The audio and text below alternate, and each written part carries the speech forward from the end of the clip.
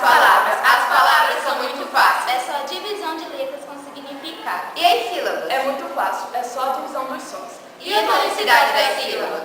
Só temos uma sílaba forte. E as outras? As outras são chamadas de átonas. Agora que já entendeu o conceito, vamos aprender a classificação. Oxítona. Quando a última sílaba for mais forte. Ou você aprende, mas falta sorte. Paroxítona. Quando for forte a penúltima sílaba. Ou você aprende ou vai reprovar. Os outros vão passar e você vai ficar. Proparoxítona. Antepenúltima sílaba tônica. Sempre acentuada. Vamos esperar, porque assim nós chegamos lá.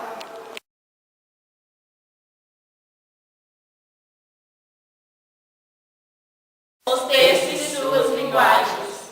Linguagem não literária, ao contrário do que se parece, trata da linguagem dos contos de fada. Não é aquela que informa a vida real, Mas sim aquela que é toda encantada. Ela é cheia de metáfora, fala muito no sentido figurado. E o sentimento do leitor? Mexe muito com esse lado. Temos também a linguagem não literária. Essa sim é verdadeira, traz-nos informações Por nossa vida inteira. Ela é sempre informativa, encontramos jornais, novela e quadrinho, que não esquecemos jamais. Gêneros textuais são os formatos ou gêneros dos textos, como o nome já diz. Temos, por exemplo, os narrativos, Que contam tudo o que fiz. Existem mais 4 gêneros, fora que já foi citado. São eles líricos, literários, épicos e dramatizados.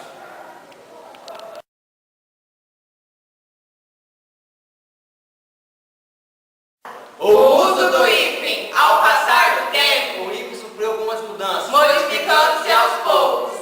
Antes da reforma da língua, As vogais que eram iguais juntaram-se, Mas hoje as vogais são separadas.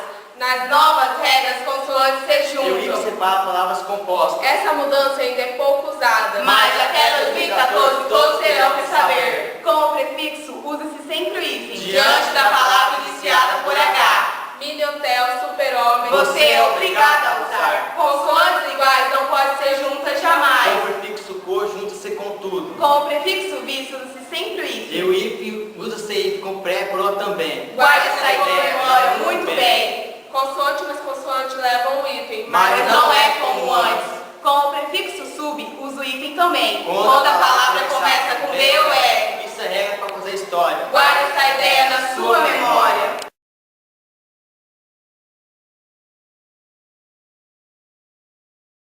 Ai, se eu aprendo.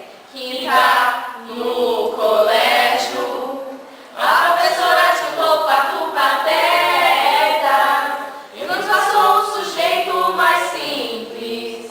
Tomamos coragem e viramos poetas. Nossa, esse português me mata. Isso eu não nego, isso eu não nego. Preguiça, português sempre me complica.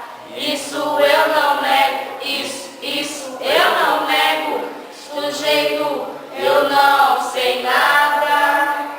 E começamos a falar. O sujeito é muito simples. Tomamos coragem e começamos a explicar. Nossa, esse português me mata. Isso eu não nego, isso eu não nego. Sujeito oculto, invisível, mas não nego. Sujeito composto, possui 2 núcleos.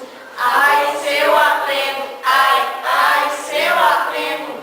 Estávamos aprendendo o predicado plural. E sabemos que ele era de ação. E também tem predicado nominal. Nossa, esse português me mata. Isso eu não nego, isso eu não nego. Preguiça, português sempre me complica. Agora eu aprendo, ai, eu aprendo.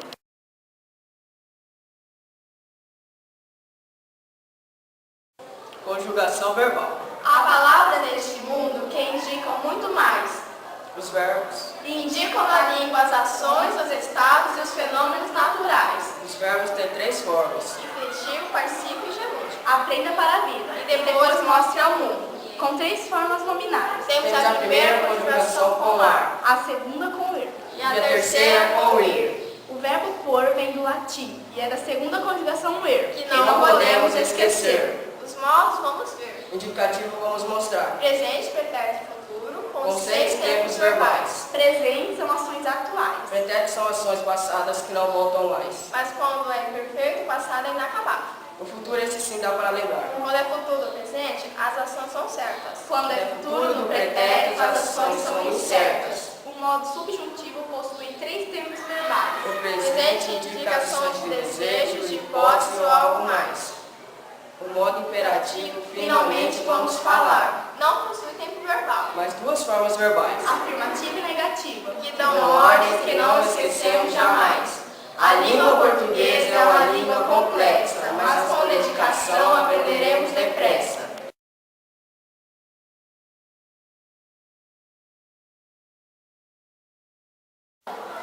Um jeito legal de aprender.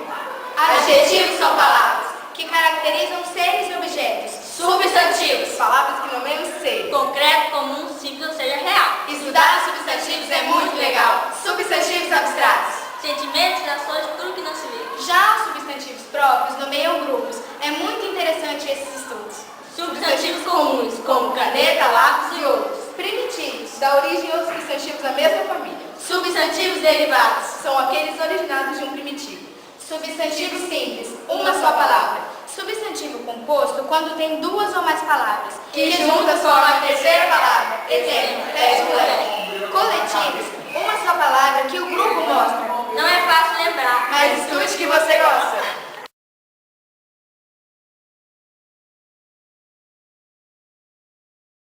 Você sabe que o advérbio são palavras que mudam sentido. Do verbo do adjetivo, se liga aí com o seu ouvido. Você sabia que os advérbios possuem vários modos? São eles: De tempo de negação, de lugar de afirmação. Que embaraça embaraça sua cabeça, às vezes causa confusão. Vamos falar do advérbio de modo. Ele indica o que você está sentindo. E o advérbio de lugar indica para onde você está indo. Temos também advérbio de intensidade, com bastante, excessivamente e de modo demoradamente. Se você souber o advérbio de modo de afirmação, você certamente nunca ficará na mão.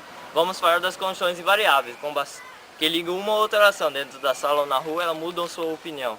Se as condições ligam orações independentes, são chamadas coordenativas. E se as condições ligam orações dependentes, são chamadas subordinativas.